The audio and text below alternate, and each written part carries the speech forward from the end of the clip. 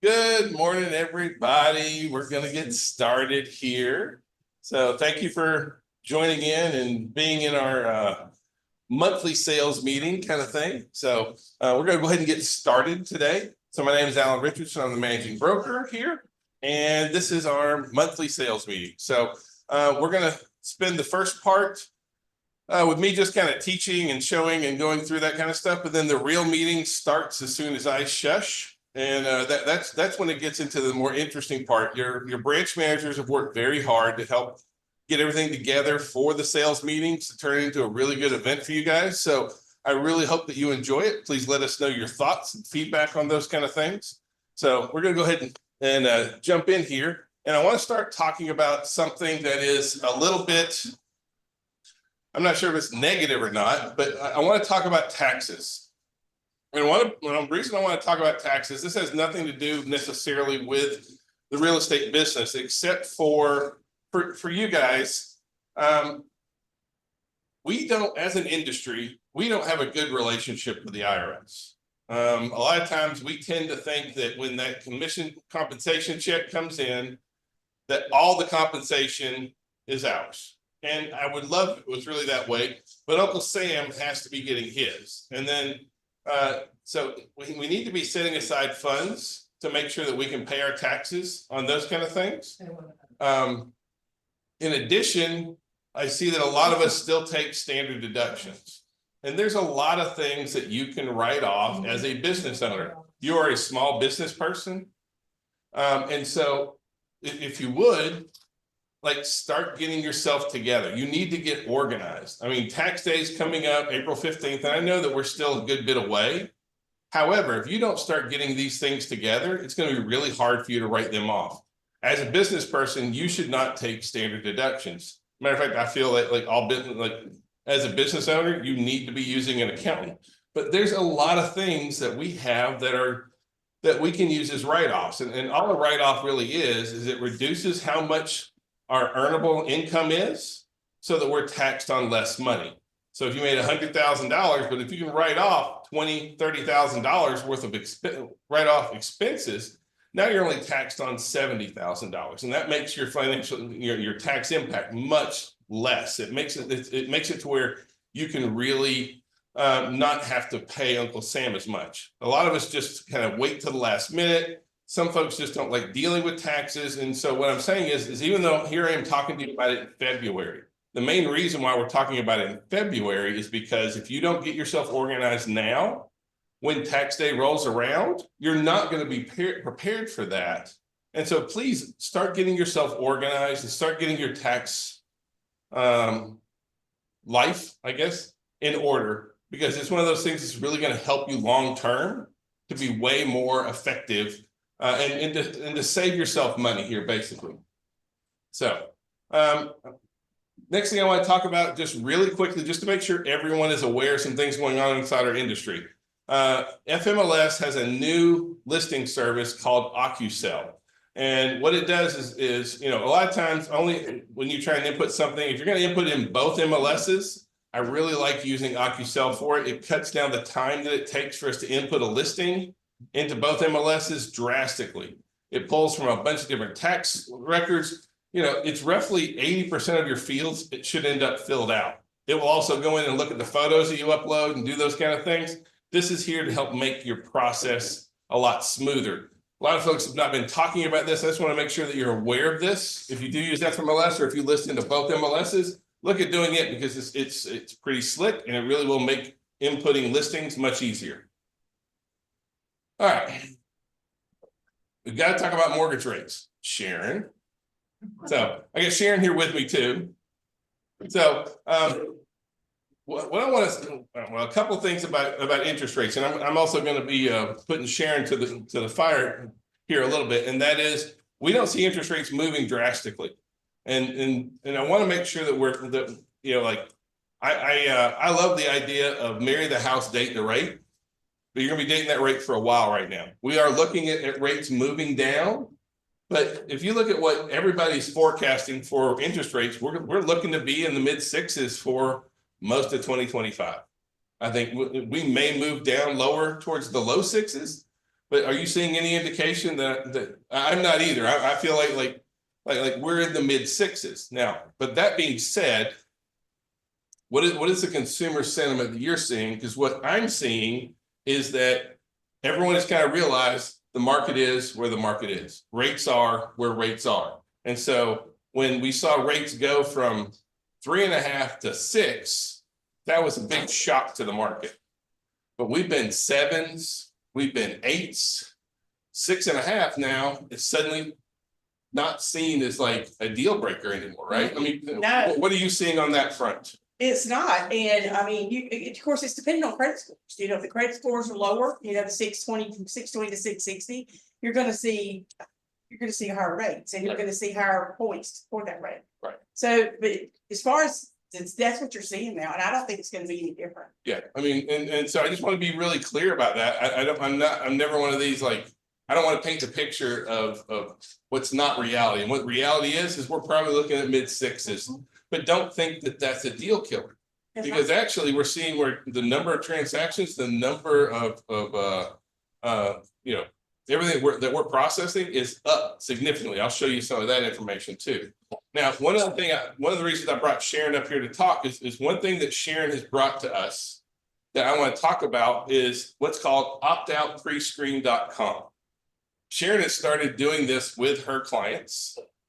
And here's well, first, let me ask you, Sharon, what's the difference in a hard pull and a soft pull? Because what happens is whenever somebody does a hard pull on their credit, then all these financial services companies bug the crap out of your clients and will blow them up. I mean, we've had clients that get 50, 60, 70 emails, texts, letters, everything. They are blowing their doors off, and they can go in and they can opt out. Now, how does the mortgage process work? When does somebody actually get a hard pull?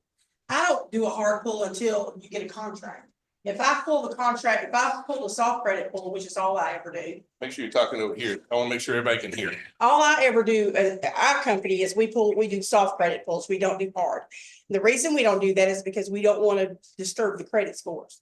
I mean, because it hits it pretty, you know, at least hits it to where it maybe 10, 12 points, maybe up or down, not really up. Yeah. So I don't like to do that. So the hard credit pull is going to affect the credit scores, and it's going to cause all those phone calls and text messages. The soft credit pull does not do that. Right. So you do a soft pull. Good lenders do soft pulls in the beginning, but at some point you are going to do a hard pull. I have to, because you have to run it through Desktop Underwriter, which is our automating underwriting system. But simply for the pre-qualification, you do soft pulls. Yeah. Soft Yeah. pull. So pre-quals get soft Soft pull with documents. Yeah. Current income asset documents. See where the money's coming from, how to structure it, if it's a DPA, whatever it is. So. Yeah. Now, one thing Sharon's doing is when she's meeting with those clients in the beginning, she's talking about them going, we can't do it for them. They have to go to optoutprescreen.com. I'm going to encourage you to tell if you'd like to save your clients headache and frustration and getting their inboxes blown up, go to optoutprescreen.com and go in and opt out of that. That doesn't mean that your lender can't reach out to you. It doesn't mean like at this point, you are saving them a ton of frustration. Oh, I had a girl last the end of the year last year, and I had to do a hard pull to do the contract because it was an iffy deal. So I had to make sure I had automated underwriting approval. And she called me. She said, Sharon, what have you done to me? She said, girl, my phone is blow. I said, just ignore them and block them. I don't know what else to tell you, but it does cause that. Yeah. It's a bad, but yeah, when you're talking to your customers at your first, like your consultation, your buyer's consultation, give them that website, and they can automatically do it. Explain to them why you're doing it and why they need to do it, so that they can avoid all the hassle. And the headaches. Now, also, Sharon is going to be handing out golden tickets. Actually, all the branch managers are going to be handing out golden tickets. So they're going to hand those out. Okay, these are golden tickets. It's $250 toward Christmas closing costs. And then there's other ways I can help them save money too on lender credits and whatever program they pick. If they're picking, if it's a policeman, a teacher, a veteran, they can do the one for, I can't remember what the program's called, but it gives a $500 credit. Yeah, Homes for Heroes, that kind of stuff. Yeah, Homes for Heroes. Well, but you know that $250 towards closing costs. Understand that that's like cash to your buyers, right? They can use it to buy down rates, they can use it to pay compensation, they can use it for, I mean, like anything that you would use closing costs, they can use that for. So this is just like cash to them. So please, if you got folks who are doing it, go give them $250. So, Yeah, and on top of that, Yeah. probably some extra credits as well. Yeah. You know, toward closing. gotcha. All right. Let's jump in. One other thing I want everyone to know is that, we have updated our buyer and seller guides. I wanted to make it where it's very easy for you to access them. If you haven't seen them, you can find copies inside Paperless Pipeline, but we have Max One Rocks /sellers and Max One Rocks /buyers. You can access the buyer and the seller guides on your cell phones, on your laptops. You can download them, print them off. But if you want buyer and seller guides, they are available online. All you got to do is go to maxone.rocks/sellers. You can get them, print them. The big reason here is a lot of us have had listing presentations for a long time, but not a lot of us have been doing buyer presentations. What's really important right now is, and the big shift that we're seeing is we're having to provide value up front for our buyers. Used to be, we just show up at 2, meet a buyer. Now we have to have a buyer brokerage agreement signed prior to showing any property. So you have to have some sort of a value offer. What's the value that you're bringing? You must have a value proposition that you're bringing. And so we wanted to provide this for you. If you have your own, fine, do it. But if not, please steal and use ours. Other thing that we've done, it's also in Spanish too. So you can go to Max One Rocks /vendedores. Am I saying that right? I don't know. And then Max One Rocks compradores. Am I saying it right? Am I close? Compradores. Compradores. Okay, that's better. All right. So we have them in Spanish now too. So I just want to make sure that you guys are aware that these services are out here for you. All right, let's talk about some numbers and what's really happening in our marketplace. So every month I go through and I pull these numbers out of Georgia MLS and FMLS. And so right now, sales price in Georgia MLS is up about 5%, FMLS is up 1%. What we're seeing is that moving forward, no one's looking at pricing going down. We are still tight on inventory. We still have a lot of activity going on out there right now. And so we aren't looking at prices drop, but we are looking at a very normal property value appreciation rate, somewhere in the 4 to 5% range, which is historically where we are. So is this good or bad? I think it's good, right? I mean, I think it's very, very healthy. I don't want to see a depreciating market. No one wants to buy in a depreciating market. So this is a really good thing for us, but it's very modest appreciation, very much in the normal range of things. Now, pending sales was down in January. And so it was down both in Georgia MLS and FMLS. However, we have seen a massive shift in that. Actually, January's closed sales was down for the entire for both Georgia MLS and FMLS, slightly. Actually, here for us, it was actually up at Maximum One. Now, what are we looking at sales doing for the year moving forward? We're looking at a pretty significant increase kind of thing of about 500,000 more homes this year than last year. So we are looking at a lot more activity going on. We're actually seeing a ton more activity happening right this minute. Just in our marketplace as we go forward here. So even though you see those numbers, please don't think that that's what's really going on. Like this is just what's happened inside our brokerage for the last 2 weeks. So you can see in 2024, the number of transactions that we started, what 41? We did 68 in the same period this year versus last year. So we are up by a third more. We're at 30%. In the number of transactions this year versus last year. This is a very significant number. This is a very good sign of what we see going on. Ask Martin, he's getting blown up on Paperless Pipeline because we have a lot more transactions going on. The reason I want to make this a significant point is I still am talking to folks inside our company that are like, things are slow. No one's buying. Please, if that's your mindset, it's your mindset. It's not what's really going on out there. And so what we see is that it's very easy to talk ourselves into, there's nothing going on. I don't need to reach out. I don't need to engage. There's a lot going on. You need to reach out and you need to engage. The new listings, New listings are up 16% in Georgia MLS. They're up 15% in FMLS. So is it good that we have more new listings this year than last year? Yeah, yeah, because y'all remember for years, we didn't have enough, we still don't have enough properties. Total listings though, total listings are up almost 30% in Georgia MLS, almost 50% in FMLS. So total listings overall is up significantly, and that's a really good thing for us to see what's going on with the total number of listings that we have. So is that good or bad? Well, and one of the reasons why I want to talk about this is, you know, if we have a lot more listings, is that going to make prices go down? Yeah. Well, it could, but where are we really? And so like if you look at right now, this is just here in Georgia, overall for the state of Georgia, our total inventory this year versus last year is up about 35%. However, if you compare, y'all remember before COVID, before masks and having to stay 6 feet away and all that kind of stuff, we're still down 20% on total listings in the state of Georgia. So are we getting better? Yes. Are we there yet? No. All right. And so just understanding that this is kind of how we're looking at moving forward. And this is why I say we still don't have enough property. It is good to see more properties on the market, but that's why we're not seeing property value depreciations. It's because we still have more buyers, and we're in a balanced market. We're not in a seller's market still. We're not in a buyer's market right now. We're in a very balanced market at the current moment. And you can kind of see where we sit compared to a lot of other states, compared to like if you're in the above the line in the green area up top, green, blue, whatever color that is. If you're up there, you actually have more inventory than you did pre-COVID. If you're down here, you kind of see we're still pretty significantly down compared to a lot of other states and where we sit. But that's a good solid place for us to be. Days on market. 77 days on market in Georgia MLS, 54 days on market in FMLS. So are those numbers up? Yes. Yes, they are. They're up pretty significantly.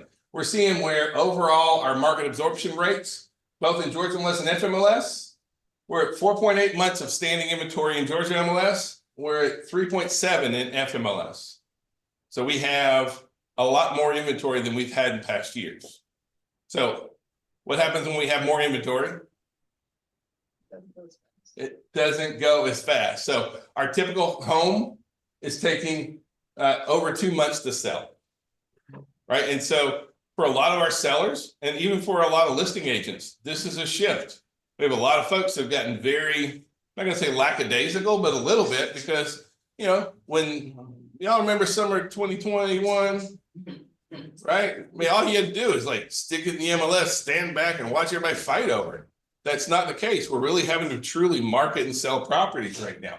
We're also needing to prepare our sellers a lot more so, because it's taking longer for homes to sell.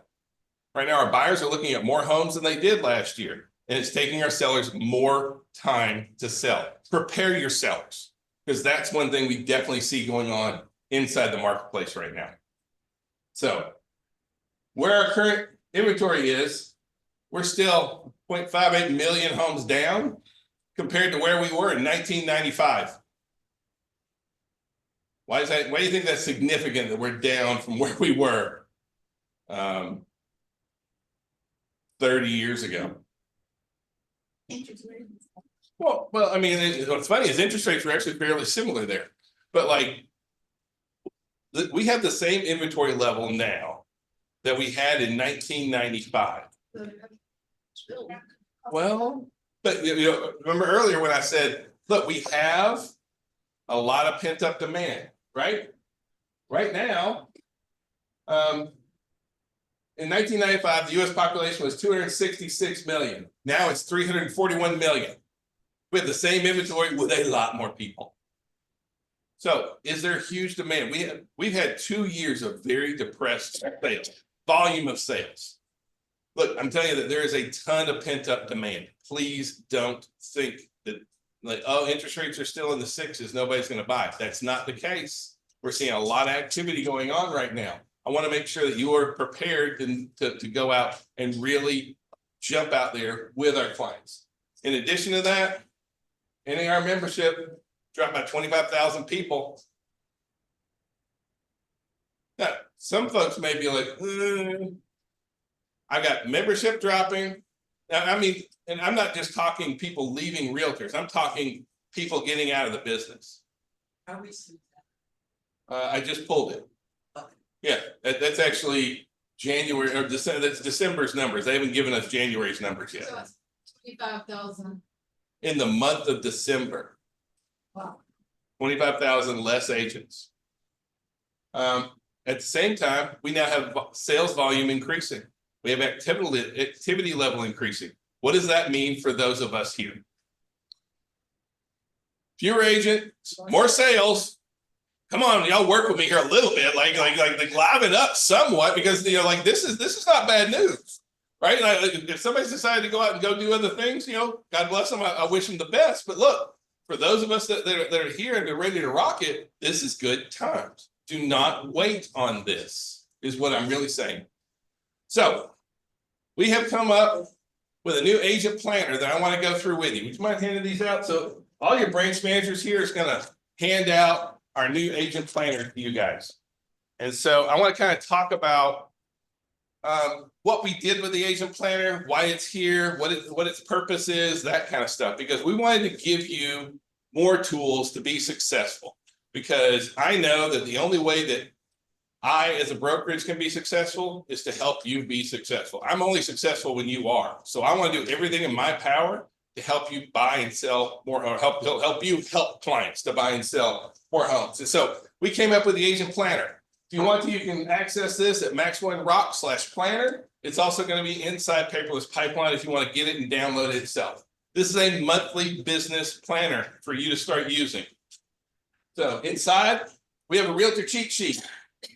And so, this is a real estate success cheat sheet. It just talks about a lot of the basics. Time blocking your time, who your target clients are, utilizing your CRM Bold Trail.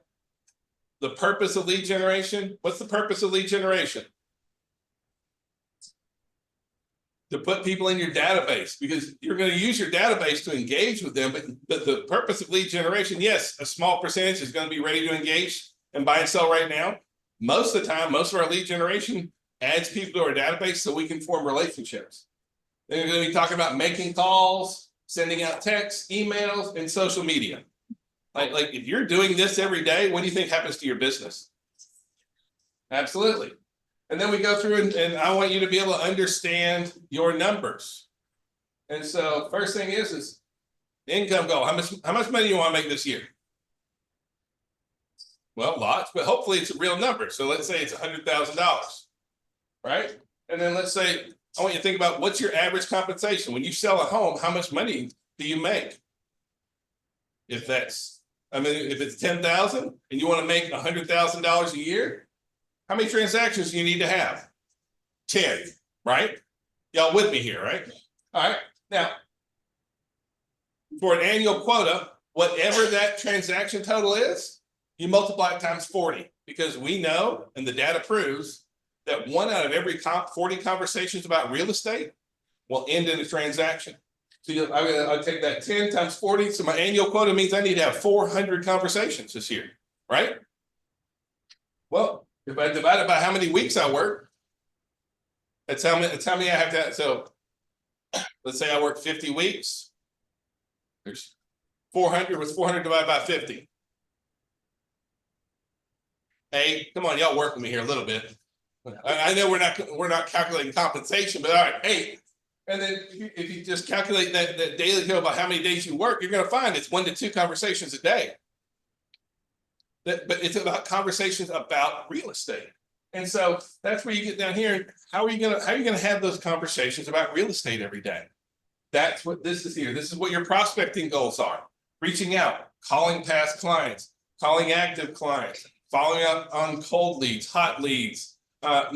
Regardless of the lead systems that you're doing, you should be making calls every single day.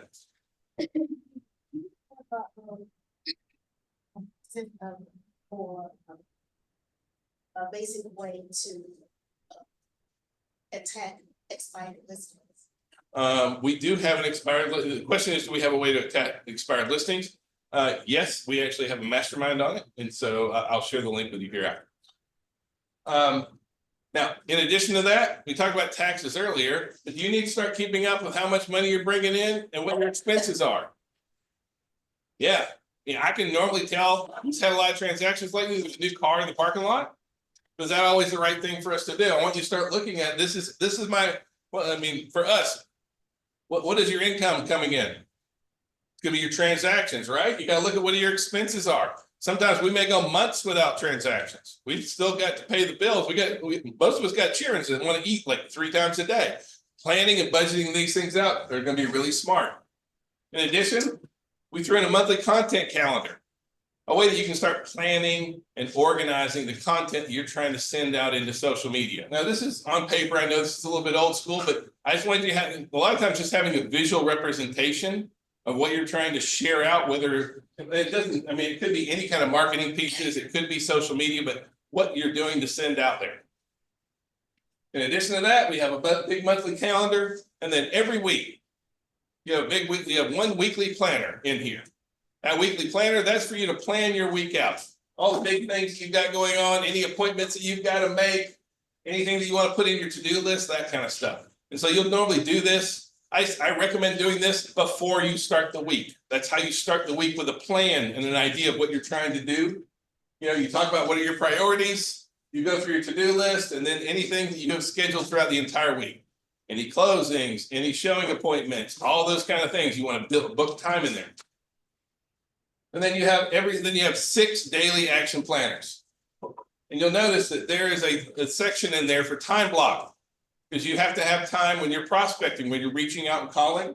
You have to have a time when you're doing marketing and you know, whether it's in social media or doing all your marketing pieces. And then you also have to have time when you're doing the admin or the work of real estate, answering emails, those kind of things.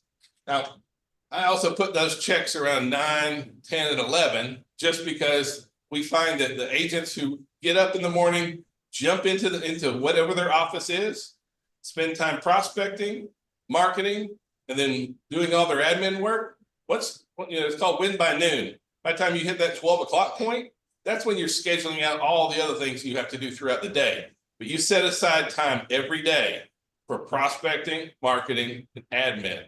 And then the rest of the day is going to be showings, going to new construction builds. You could work on additional marketing, that kind of stuff. But you got 6 of those in there, because I don't think anybody should be working 7 days a week. And then at the end of the week, this is where the rubber meets the road, right? This is your recap. And so here's where you go through and you put in how many new contacts, how many hours of prospecting did you get? Well, if I take, and how many new leads did I have?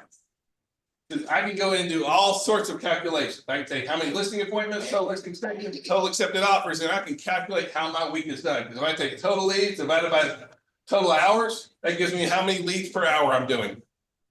If I take total contacts divided by hours prospecting, that's how many contacts per hour I'm processing. So listing appointments by listing days, that's my listing conversion ratio. Know your numbers. Does this take a long time to do?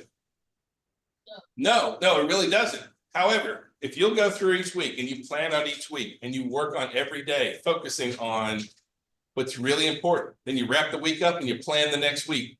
What do you think this does to your business? Now, I want you to say it loud, say it proud. What happens when you start doing this every day? Right? But it's very important that you guys understand times are right now. So Maya Angelou, I love her. She said, my wish for you is that you continue to be who you are, to astonish a mean world with your acts of kindness. The effects you have on others' lives is the highest expression you own.